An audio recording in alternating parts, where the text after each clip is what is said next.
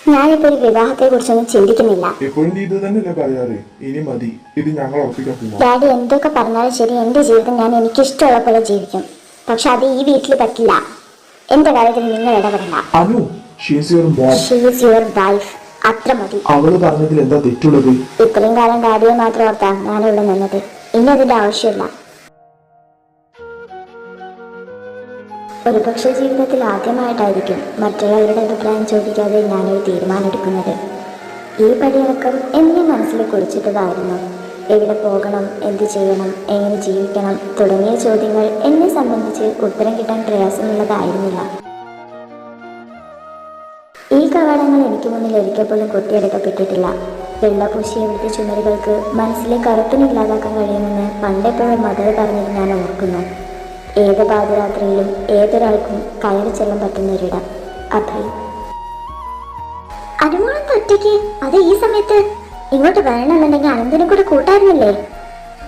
എന്താ മോളെ ഇത്രയും ബാഗുകളൊക്കെ? വീട്ടിലെന്തെങ്കിലും പ്രശ്നമുണ്ടോ? ഞാൻ ഇനി മുതൽ ഇവിടെ നിന്നോട്ടെ. കേറി വാ. അന്ന ചേച്ചി, എല്ലാവരോടും ഒരുപാട് സ്നേഹം. എല്ലായ്പ്പോഴും മുഖത്തൊരു പുഞ്ചിരി കാണാം. ഇവിടുത്തെ ഓളിനോളാണെന്ന് പറയുമ്പോൾ വലിയ അഭിമാനമായിരുന്നു പണ്ടൊക്കെ. ഇപ്പോൾ പാവം പേടിയായിരിക്കും. ഭാവിയെ കുറിച്ച് ഓർക്കുന്തോറും ആ പേടി ഇരട്ടിച്ചുകൊണ്ടേയിരിക്കും.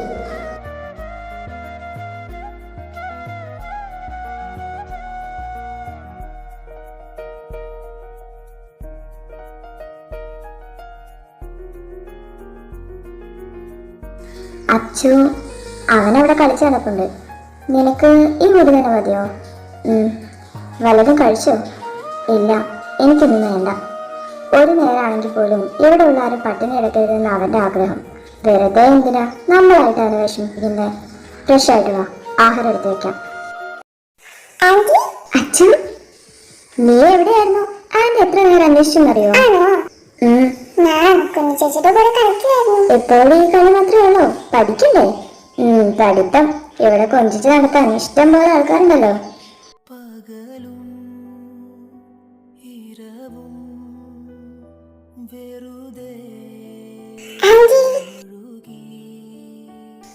തിരിച്ചു പോയില്ലെന്നാണ് ചേച്ചി പറഞ്ഞല്ലോ. സെറ്റാണോ? അതെ. മോർണിംഗ് വാ. ആന്റി, എനിക്കൊരു കഥ പറഞ്ഞു തരോ? കഥയോ? ഇപ്പൊ വേണ്ട, പിന്നെ പറഞ്ഞു തരാം. ഓക്കെ.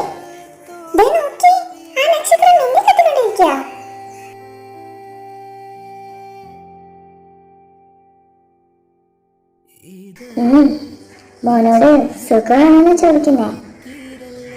അത് ആരാണെന്ന് മോൻ അറിയോ? അങ്കിളിനെ മോൻ ഇതുപോലെ എപ്പോഴും കണ്ടുകൊണ്ടിരിക്കാൻ ഒത്തിരി ഇഷ്ടമായിരുന്നു. ഇപ്പൊ അങ്കിൾ തന്നെ കാണുന്നുണ്ടാവും. അതിന് അങ്കിളിനൊന്നും കാണാൻ പറ്റില്ലെന്നാണല്ലോ ചേച്ചി പറഞ്ഞു. അതൊരു കുട്ടി ചോദ്യമായിട്ട് തള്ളിക്കളയാമായിരുന്നു. പക്ഷെ എന്നെ സംബന്ധിച്ച് ആ ചോദ്യത്തിന് മോശേറിയ ആയുധതകൾ കാട്ടിനുണ്ട്. മറന്നുപോയെന്ന് സ്വയം വിശ്വസിച്ച ഓർമ്മകളിലെ ചതുപ്പ് നിലയം. അവളുടെ ഒരു സ്പെഷ്യൽ പ്രോഗ്രാം ക്ലാസ് ഒലയ്ക്കാം. അയാളുടെ മുഖം കാണുമ്പോൾ തന്നെ പുറക്കം വരും. ഇനി ഒറ്റ ഒരു തേഞ്ഞ കൂടി പിടിച്ചിരിക്കുകയും കാണാൻ കൊള്ളാവുന്ന വല്ല സേറുവാണെങ്കിൽ ഓക്കെ. ഇതൊരു കിഴവൻ. ചിരിക്കണ്ട. എഴുതി നോക്കി.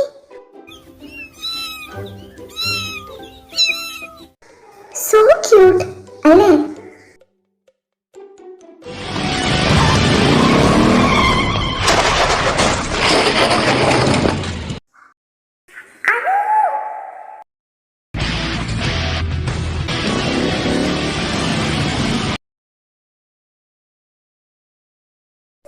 നിങ്ങളിനി ഒന്നും പറയണ്ട. വണ്ടി ഓടിക്കാൻ അറിയില്ലെങ്കിൽ അത് ഉരുട്ടിക്കൊണ്ട് പോകണം. അല്ലാതെ റോട്ടിൽ കൂടി പോകുന്നവരുടെ നെഞ്ചത്തൂടെ കേട്ടല്ല വേണ്ടേ. ലിയ, നമ്മളിത് എവിടെയാ? കർത്താവെ, ഓർമ്മയും പോയോ? പേടിക്കണ്ട, നിനക്ക് ചെറിയൊരു ആക്സിഡന്റ് പറ്റി. കാലിനൊരു ഫ്രാക്ചർ, കുറച്ച് മുറിവും, വേറെ കുഴപ്പമൊന്നുമില്ല. ഇവരൊക്കെ ആരാ? ഇവരാ നിന്നെ കൊല്ലാൻ നോക്കിയവന്മാര്. എന്റെ കൊച്ചെ കുറച്ച് സമയത്തേക്കൊന്നും ഉണ്ടാകുമോ? അതെ, കുട്ടി ഞങ്ങൾ ആദ്യമായിട്ട് കാണുവാണെന്ന് അറിയാം. ഞങ്ങളും അതെ. ഇപ്പൊ ഈ കൂടിക്കാഴ്ചക്ക് കാരണം ഞങ്ങൾ തന്നെ. ഐ മീൻ, ആ പറഞ്ഞ ആക്സിഡന്റ് അതെന്റെ ബൈക്കാ. അയ്യോ എന്തൊരു പാപം. ആക്സിഡന്റ് എന്നൊക്കെ പറഞ്ഞാ അറിയാതെ സംഭവിച്ചോന്ന് പറയാം. ഇതങ്ങനെയല്ലല്ലോ. ഇടിച്ചിട്ടിട്ട് ചത്തോന്നറിയാൻ വേണ്ടി തിരിഞ്ഞു നോക്കിട്ടല്ലേ വണ്ടി എടുത്തോണ്ട് പോയേ. രണ്ടെണ്ണത്തിനെ പിടിച്ച് പോലീസിൽ ഏൽപ്പിക്കണം. കേസ് കൊടുത്തേ പറ്റൂ. പോലീസാ? അങ്ങനെയാണെങ്കിൽ വണ്ടി ഓടിച്ച് ഞാനല്ല, ദൈവനാ.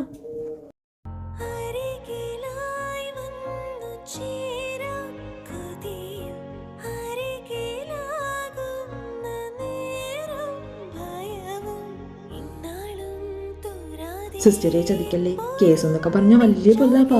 നമുക്ക് ഇവിടെ തന്നെ അങ്ങ് കോംപ്രമൈസ് ആക്കിയ പോരെ? കോംപ്രമൈസാ? എനിക്കൊരു 25,000 രൂപ കോമ്പൻസേഷൻ ആയിട്ട് തന്നിട്ട് നിങ്ങൾ പൊക്കോ. 25,000? ഇതിലെ ചാവുന്നതായിരുന്നു അല്ലേടാ. എനിക്ക് നിങ്ങളുടെ കാശൊന്നും വേണ്ട, പരാതിയില്ല. നിങ്ങൾ പൊക്കോ. മോളെ, അച്ഛനെ. അയ്യോ എന്റെ ദൈവമേ, എന്റെ കൊച്ചു കിടക്കുന്നൊരു കിടപ്പ് കണ്ടോ. എന്നാലും എന്റെ മൂക്കി ഗതി കരുത്തിയമാര് ഒരിക്കലും ഗതി പിടിക്കത്തില്ല. അല്ല ഇവരൊക്കെയാ? ഇതുവരെ നിങ്ങളുടെ കൂട്ടത്തിലൊന്നും കണ്ടിട്ടില്ലല്ലോ. ആ അച്ഛനെ ഇപ്പൊ പറഞ്ഞ എന്റെ ഫ്രണ്ട്സാ. ഇനി എനിക്ക് ആവശ്യമൊന്നുമില്ല, നിങ്ങൾ പൊക്കോ. പോവാൻ കൂടെ നിൽക്കാതെ വാ, പോവാം.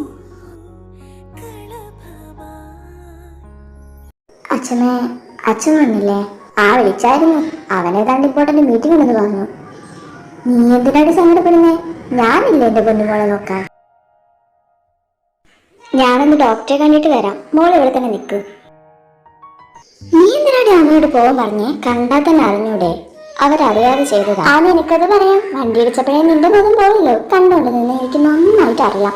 ആ വളവളാണ് സംസാരിച്ചോണ്ടിരുന്ന വണ്ടി നിർത്തിയിട്ട് ഇറങ്ങാൻ വേണ്ടി ഇരിക്കുമായിരുന്നു. പക്ഷെ പഞ്ചപാവം പോലെ നിന്നവനില്ലേ, വണ്ടി ഓടിച്ചോണ്ടങ്ങ് പോയി.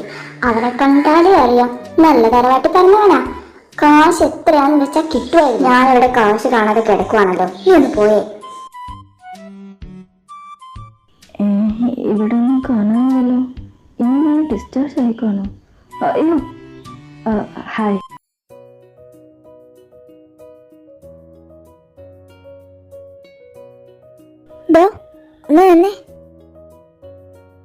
ഇവിടെ വല്ല ബോംബും വെച്ചിട്ടുണ്ടോ? ബോംബോ? ഒരു 7 ദിവസമായിട്ട് ഈ ആശുപത്രി ചുറ്റുവട്ടത്ത് തന്നെ സംശയാസ്പദമായിട്ട് കാണുന്നുണ്ട്. അതുകൊണ്ട് ചോദിച്ചതാ. എന്താ ഉദ്ദേശം? സോറി. ആക്സിഡന്റ്? It's okay. ശരിക്കും അറിയാതെ സംഭവിച്ചോ? That's fine. എനിക്കിപ്പോ കുഴപ്പമൊന്നുമില്ല. ഫ്രാക്ചർ മാറാൻ കുറച്ച് സമയം എടുക്കും. തേഴ്സ്ഡേ ഡിസ്ചാർജ് ചെയ്യുമെന്ന് പറഞ്ഞു. ഇതാരാ? എന്റെ ഫ്രണ്ടാ അച്ഛമ്മേ. ഫ്രണ്ടോ? നിങ്ങൾ സംസാരിക്കേ, പിന്നെ കാണാം. ബൈ.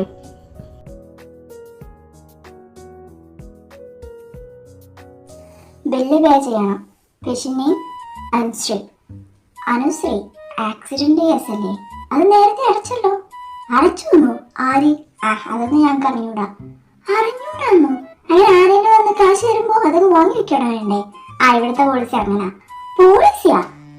അച്ഛമ്മേ ഒന്നും മിണ്ടാതെ നിൽക്കുക. എല്ലാവരും കേൾക്കുന്നു. കേൾക്കട്ടെ, ഇവരുടെ സ്വഭാവം ഇതാണെന്ന് നാട്ടുകാരെ അറിയട്ടെ.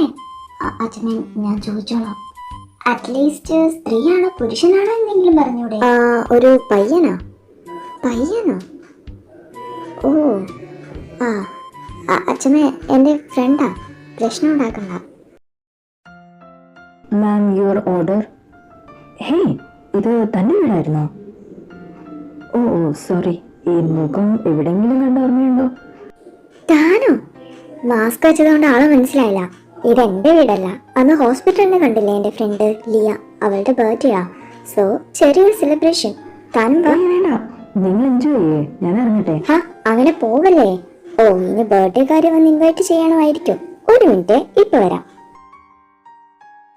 ലിയ, നീ ഒന്ന് പെട്ടെന്ന് വന്നേ. എങ്ങോട്ട്? അതൊക്കെ പറയാം. നമ്മൾ ഇത്രയും നാൾ അന്വേഷിച്ചുകൊണ്ടിരുന്ന പിടികിട്ടപ്പിള്ളതി ഉമ്മറത്ത് വന്ന് നിൽപ്പുണ്ട്. ഉമ്മറത്തായ നിന്റെ അമ്മയുടെ നായരോ? അല്ല, നീ കണ്ടത് ഇനി വല്ല മായാവിയാണോ? നിന്ന് നിൽപ്പിലിങ്ങനെ വാനിഷാവാൻ. ഇടി, ഇത് അവൻ തന്നെ. ഞാൻ കണ്ടതല്ലേ. ഇത്തവണയെങ്കിലും പേരെന്താണെന്ന് ചോദിച്ചോ? അയ്യോ ഇല്ല, കണ്ട വെപ്രാളത്തിൽ അത് മറന്ന്. ഇനി എങ്ങനെയാടി അവനൊന്ന് കണ്ടുപിടിക്കുക? ഇനി വളരെ സിമ്പിൾ അല്ലേ. ആളെ ഞാൻ മുന്നിൽ കൊണ്ട് നിർത്തി തരാം. പോവാം. എങ്ങോട്ടാ? 6375 രൂപയ്ക്ക് എവിടെ വരെ പോകുമോ അത്രയും ദൂരം. ഓ, രാവിലെ തന്നെ വട്ട് കേസാണല്ലോ. ഹായ്. താനോ? എനിക്കൊന്ന് സംസാരിക്കണം. പറ്റിയ സ്ഥലം എവിടെയാണോ അങ്ങോട്ട് പോവാം.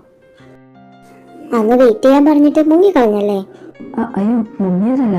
എനിക്ക് വേറൊരു ഓർഡർ കിട്ടിയപ്പോ പെട്ടെന്ന് പോന്നതാ. അന്ന് കണ്ടപ്പോൾ ഡെലിവറി ബോയ്, ഇന്ന് ഓട്ടോ ഡ്രൈവർ. ടോട്ടൽ കൺഫ്യൂസ്ഡ് ആണല്ലോ. അത്രയ്ക്ക് കൺഫ്യൂഷൻ ഒന്നും വേണ്ട. ഇതാ ഒറിജിനൽ. ഡെലിവറി പാർട്ട് ടൈം ആയിട്ട് ചെയ്യും. അനന്തു അങ്ങ് കണ്ടില്ലേ, എന്റെ ഫ്രണ്ട്. അവന്റെ ബേക്കറിയാ. എന്റെ റൂട്ടിലുള്ള ഓർഡേഴ്സ് അവൻ എനിക്ക് തരും. ആ, ഞാൻ കുറച്ച് നാളായിട്ട് ഇയാൾ അന്വേഷിച്ചോണ്ടിരിക്കുക. പേര് പോലും അറിയാത്തോണ്ട് ഒരുപാട് കഷ്ടപ്പെട്ടു. അന്വേഷണം നടത്തു തുടങ്ങിയപ്പോ ആള് മുന്നിൽ വന്ന് ചാടി. അബൈ. എന്റെ പേര് ഓ, അനുശ്രീ. അറിയാം. താനാണോ ഹോസ്പിറ്റലിൽ ബില്ലടച്ചത്? അത് എനിക്കറിയാം ഇയാൾ തന്നെയാണെന്ന്. ആ ക്യാഷ് തിരിച്ചു തരാനാ ഞാനിപ്പോ വന്നേ. അയ്യോ വേണ്ട, അത് തിരിച്ചു തന്നാ എനിക്ക് പിന്നെ ഉറങ്ങാൻ പറ്റില്ല. പ്ലീസ്. എനിക്കൊരു ഓട്ടം കിട്ടി, പോണം. നമുക്ക് പിന്നെ കാണാം. ഡോഡോ, ക്യാഷ് വാങ്ങിട്ട് പോ. അത് വേണ്ടെന്നേ. നിനക്ക് നിന്റെ അപ്പനോട് പറഞ്ഞിട്ട് ഒരു വണ്ടി മേടിച്ചൂടെ? അതാവുമ്പോ ഇങ്ങനെ നിന്ന് കാല് കഴിക്കണ്ട, ബസ്സിൽ തൂങ്ങി പോവുക വേണ്ട. എന്തൊരു സുഖമായിരിക്കും.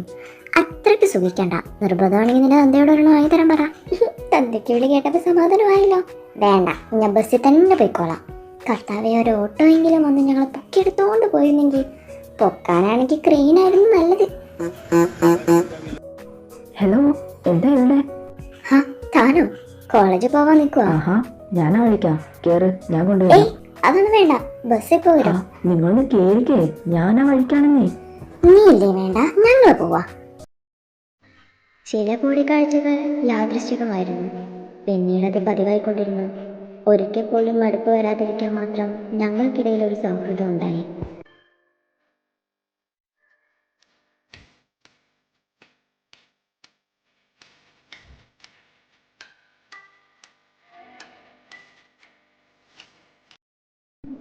ഹലോ, പറ. തിരക്കിലാണോ? പഠിച്ചോണ്ടിരിക്ക. ഓ, കാര്യം പറ. അത് നാളെ എന്റെ വീട് വരെ ഒന്ന് വരാൻ പറ്റുമോ? ഇവിടെ എല്ലാവർക്കും തന്നെ കാണണമെന്ന്. അത്രേ ഉള്ളൂ. ആ റെഡി. ഓക്കെ, ഞാൻ ഒന്ന് പിക്ക് ചെയ്തോളാം. ഈ ബൈക്ക് കാണുമ്പോഴേ എനിക്ക് തലവേദനയാ. ഓട്ടോ എവിടെ പോയി? ഒരോട്ടം കിട്ടി, അത് കളയണ്ടല്ലോ എന്ന് വെച്ച് അനന്തന് പറഞ്ഞു ഓ, കിട്ടും. ബെസ്റ്റ്. നല്ല ആളെയാ പറഞ്ഞു വിട്ടെ. ഓട്ടോ തിരിച്ചു കിട്ടിയാ ഭാഗ്യം. എന്താ അവിടെ തന്നെ നിന്നാണ് നീ? അകത്തേക്ക് വാ. നീ എന്താടാ അവളെ വല്ലതും ചെയ്തോ? പകച്ചു നോക്കുന്നുണ്ടല്ലോ. മോള് വാ. മദർ എവിടെ? കിടക്കുവാ. അനു വാ, മദറിനെ കണ്ടിട്ട് വരാം. മോള് വന്നു. മദറിന് ഇപ്പൊ ഒട്ടും സുഖമില്ലാത്തോണ്ടാ. അല്ലേ നിന്നോട് നാവാ, പിടിച്ചു നിൽക്കാനേ പറ്റില്ല. പോടാ. മോക്ക് കുടിക്കാൻ വല്ലതും കൊടുത്തോ? ഇല്ല. എന്നാ ചെല്ലേ. ഇത് അന്ന ചേച്ചി, ഇവിടുത്തെ ഓളിനാളാ. തുടങ്ങി. അച്ഛൻ എവിടെ? അവൻ അനന്തുന്റെ കൂടെ പുറത്തു പോയേക്കുവാ. അവനെപ്പറ്റി നോക്കിക്കൊണ്ട് നിൽക്കാതെ പെട്ടെന്ന് കഴിക്കേ. ഇനി ഒരുപാട് പേരെ പരിചയപ്പെടാനുണ്ട്. Happy birthday to you, happy birthday to you. ഇങ്ങോട്ടൊന്നും പറയണ്ട, കേക്കട്ടെ.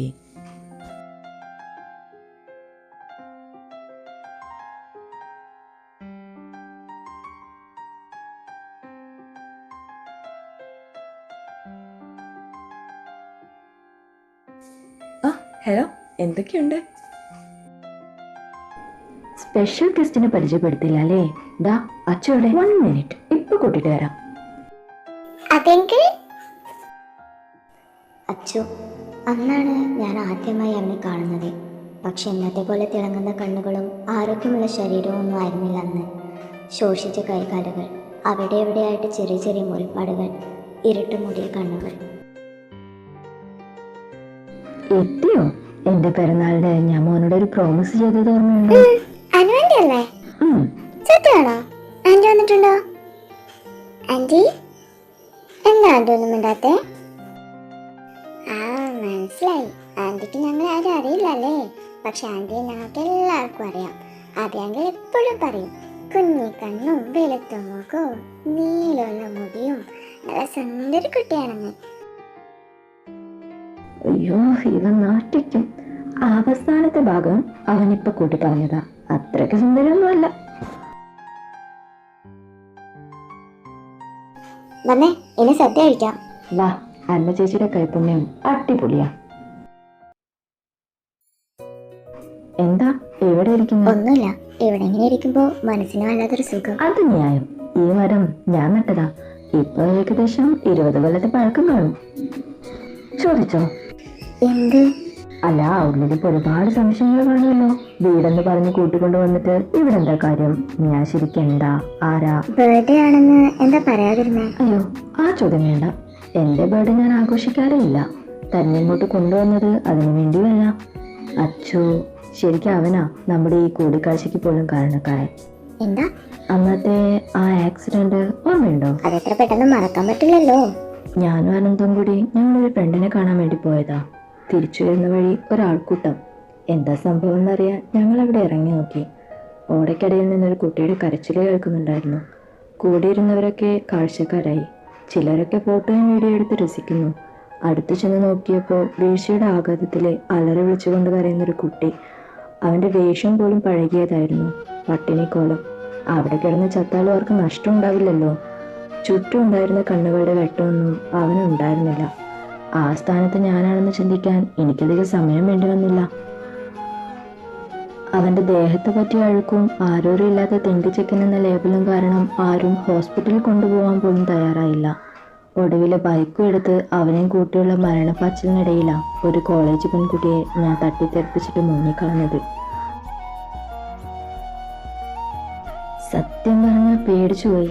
തനിക്ക് വല്ലതും പറ്റിയൊന്നും നോക്കണമെന്നുണ്ടായിരുന്നു. അപ്പോഴേക്കും ആൾക്കൂട്ടമായി. എനിക്ക് ഉറപ്പുണ്ടായിരുന്നു തന്നെ ഹോസ്പിറ്റലിൽ എത്തിക്കാൻ അവിടെയുള്ളവർ ശ്രമിക്കും.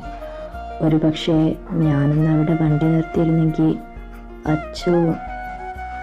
I am really sorry. അതിനുശേഷം ശരിക്കും ഉറങ്ങാൻ പോലും പറ്റിയില്ല.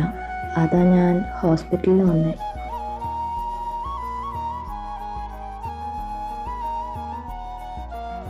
ഞാനൊന്നും മിണ്ടിയില്ല. അവന്റെ നിഷ്കളങ്കമായ കുറ്റസമ്മതം പോലും ആസ്വദിക്കാവുന്നതായിരുന്നു. മോള് കഴിച്ചോ? ആ.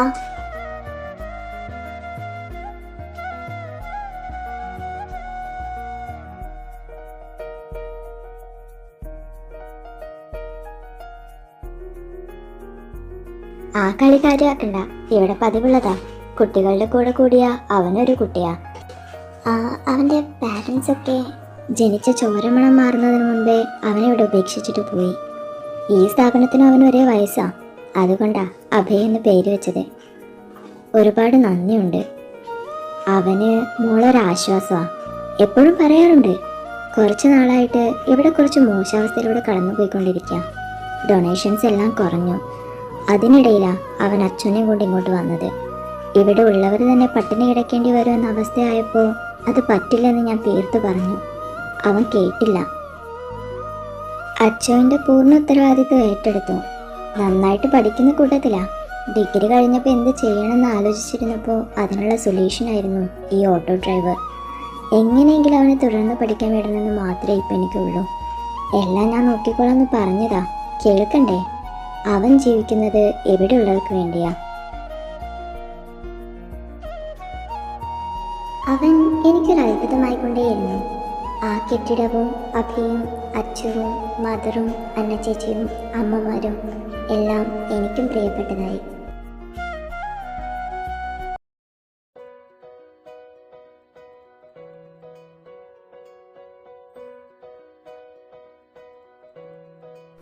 അഭി, നിന്റെ ഏറ്റവും വലിയ ആഗ്രഹം എന്താ? എനിക്കെല്ലാം വലിയ ആഗ്രഹങ്ങളാ. എന്നാലും ഒരെണ്ണം പറ. ട്രാവലിംഗ്. എനിക്ക് യാത്ര പോകാൻ ഒത്തിരി ഇഷ്ടമാണ്.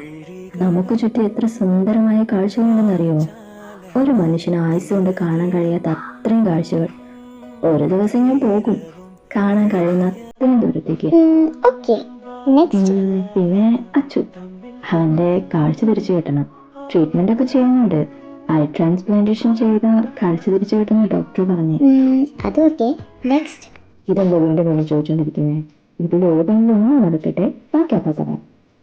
അവനെ കുറിച്ച് അറിയുമ്പോഴും വല്ലാത്തൊരു ആദരവ് തോന്നും. തനിച്ചായി പോകുമെന്ന് തോന്നിയ നിമിഷങ്ങളിലെല്ലാം അവൻ എൻ്റെ കൂടെ ഉണ്ടായിട്ടുണ്ട്.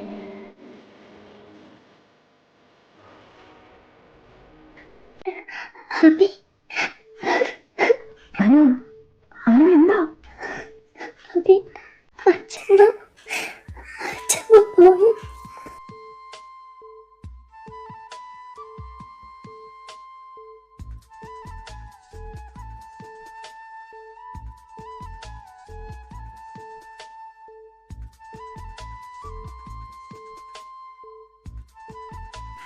ഞങ്ങൾ ഇറങ്ങിയാലോ? എടാ എന്നാൽ നമുക്കും പോയാലോ?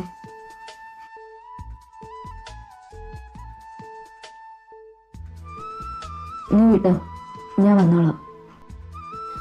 മോളെ ഇതിനൊരു സൈൻ ചെയ്തേ. സൈൻ എന്തിന്? സ്നേഹനിധിയാ നിന്റെ അച്ഛമ്മ എല്ലാം കൂടെ പേരക്കുട്ടിയുടെ പേരിൽ എഴുതി വെച്ചേ. കൈവശം കൊടുത്ത് പാട്ടിലാക്കിയത് വെറുതെ ആയില്ല. മതി, ഇനി ഞാൻ സംസാരിച്ചോളാം. മോളെ വേണ്ട, എരിഞ്ഞതിന്റെ ചൂട് പോലും അറിയിട്ടില്ല. അതിനു മുമ്പേ വീതം വെപ്പ്. ഡാഡി ഇത്രത്തോളം മാറിയെന്ന് എനിക്ക് വിശ്വസിക്കാനേ പറ്റുന്നില്ല. ഇവർക്ക് വേണ്ടത് ഡാഡിയുടെ കാശ് മാത്രമാണ്.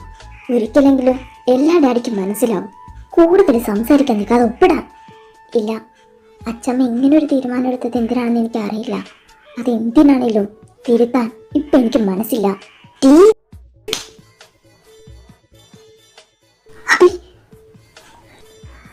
ഇതോടുകൂടി നിങ്ങൾക്ക് ആശ്വാസം കിട്ടുന്നെങ്കിൽ കിട്ടട്ടെ. അനു, മിഴിയാകെ തേടും കാവ്യം നീയാണ്, മീട്ടും വിരലുകളിന്നും ഞാനാണ്. ഇവിടെ ഞാൻ കൊണ്ടുപോവാം. എന്നേക്കുമായിട്ടല്ല. ഇപ്പൊ വേണ്ടത് കുറച്ച് മനസ്സമാധാനം. അതിവിടെ കിട്ടില്ലെന്ന് മനസ്സിലായി. മൂളും ചുണ്ടുകളിന്നും ഞാനാണ്. മമ്മിക്കും അച്ഛമ്മയ്ക്കും ശേഷം എനിക്ക് വേണ്ടി ആരെങ്കിലും ഉണ്ടെന്ന് തോന്നലുണ്ടായത് ആ കൈകൾ ചേർത്ത് പിടിച്ചപ്പോഴായിരുന്നു. അതൊരിക്കലും വിട്ടുപോകരുതെന്ന് അറിയാതെ ആഗ്രഹിച്ച നിമിഷം. എന്തുപറ്റി? ഇപ്പൊ ഒന്നും ചോദിക്കണ്ട. അവളെ കുറച്ച് നാൾ ഇവിടെ കാണും. ചേച്ചി, അവൾക്കൊന്ന് ഫ്രഷ് ആവേണ്ടി വരും. വല്ലതും കഴിക്കണ്ടേ? വാടോ. 6 വയസ്സുള്ളപ്പോഴാ മമ്മ മരിക്കുന്നേ. 1 വർഷം തികയുന്നതിന് മുമ്പ് ഡാഡി വരെ വിവാഹം കഴിച്ചു. അവർക്ക് ആദ്യമൊക്കെ എന്നോട് വലിയ സ്നേഹമായിരുന്നു. പിന്നെ അത് മറ്റുള്ളവരെ കാണിക്കാനുള്ള നാടകമാണെന്ന് മനസ്സിലായി. തക്കം കിട്ടുമ്പോഴേക്കും എന്നെ ഉപദ്രവിക്കും. ഒരു കുഞ്ഞു കൂടി ആയപ്പോൾ ആ ഉപദ്രവം കൂടി. അവർക്ക് കാശ് മാത്രമേ വേണ്ടൂ. സഹി കെട്ടപ്പോൾ ഞാൻ അച്ഛമ്മയുടെ അടുത്തേക്ക് പോയി. ആ സ്ത്രീ അച്ഛമ്മയ്ക്ക് ഒട്ടും ഇഷ്ടമല്ല. ഇപ്പോൾ അച്ഛമ്മ കൂടി പോയപ്പോൾ ശരിക്കും ഒറ്റപ്പെട്ടതുപോലെയായി. ഏയ്, കരയാതെ. ഇവിടെ ഞങ്ങളെല്ലാവരും ഉള്ള കാലം വരെ താൻ ഒരിക്കലും ഒറ്റയ്ക്കാവില്ല. സ്നേഹിക്കാൻ മാത്രം അറിയാവുന്ന ഒരു പറ്റ ആളുകൾക്കിടയിൽ എല്ലാം ഉള്ള ഞാനും ഒരു അനാഥയായി. ഈ സ്ഥലം ശരിക്കും സൂപ്പറാണല്ലോ. എനിക്ക് ഒത്തിരി അങ്ങ് ഇഷ്ടപ്പെട്ടു. ഞാനും കൂടി ഇവിടെ വന്ന് നിന്നാലോ? ആ, കൊള്ളാം. താമസം തുടങ്ങിയാൽ പിന്നെ ഇവിടുന്ന് പോവാനാ പാട്. ഇവിടെ ഉള്ളവരൊന്നും ദേഷ്യപ്പെടുന്നത് പോലും ഞാൻ ഇതുവരെ കണ്ടിട്ടില്ല. അപ്പൊ എവിടെ? ഓട്ടോ? ഓ, ഞാൻ അവനെ കെട്ടി ഇവിടെ അങ്ങ് കൂടിയാലോ? ദേ, അനാവശ്യം പറയരുത്. അനാവശ്യോ? അവനെന്താടി ഒരു കുഴപ്പം? എനിക്കെന്തോ ബാക്കി നീ പറയണ്ട. അവനെ പോലെ ഒരുത്തനൊന്നും നിനക്ക് ചെയ്തില്ല. അവനെ പറ്റി പറയുമ്പോ നിനക്കെന്തോ ഒരു പൊള്ളൽ. എനിക്കവനെ ഇഷ്ടമായതുകൊണ്ട്. എന്തോന്ന്? അതേടി, എനിക്കവനെ ഇഷ്ടമാ. ആദ്യം കണ്ടപ്പോഴേ ഉള്ളിൽ എന്തൊക്കെയോ ആയിരുന്നു. നീ ആ പ്ലാനും കൊണ്ടാണോ ഇവിടെ വന്ന് നിൽക്കുന്നേ? ഒരിക്കലുമല്ല. പക്ഷെ ഇവിടെ നിൽക്കും തോറും അവനോടുള്ള ഇഷ്ടം കൂടിക്കൊണ്ടിരിക്കുക. പക്ഷേ അറിയാം. ഇടിമോളെ, നീ ഇപ്പൊ തിരിഞ്ഞു നോക്കല്ലേ? എന്താ?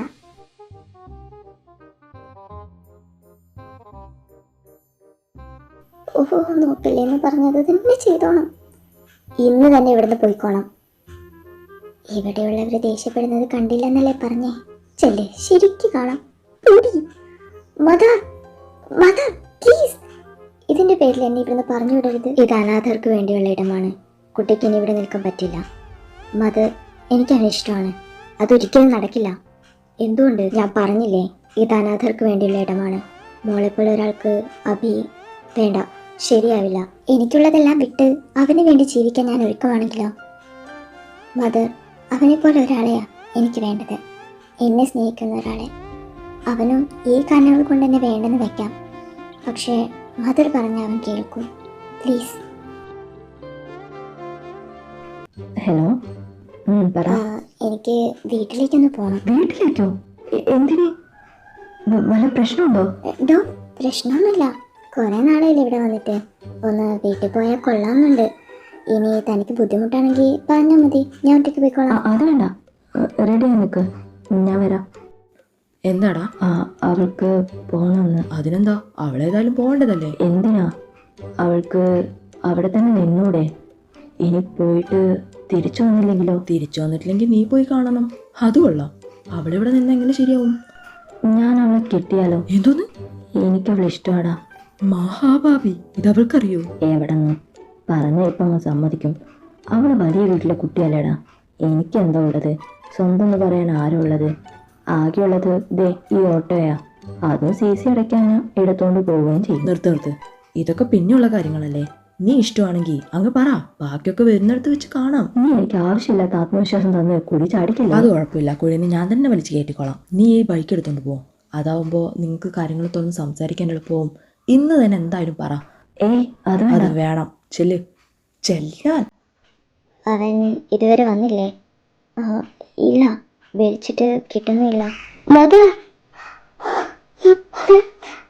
അഭി, അഭി, എന്താ? എന്തോ? അഭി, അഭി എവിടെ?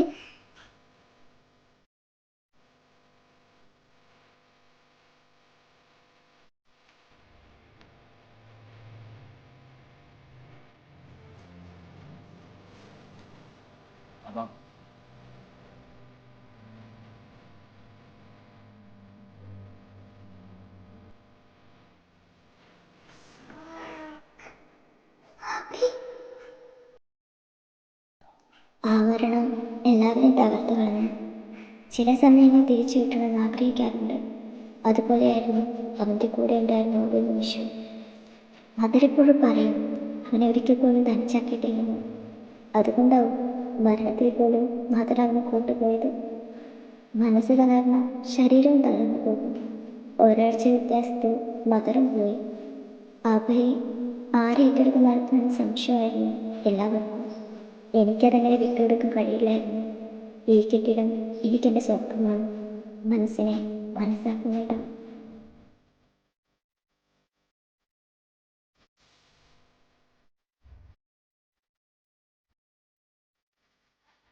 ആന്റി, ആന്റി, അത് ശരി, എവിടെ കിടന്ന് ഉറങ്ങുവാണ്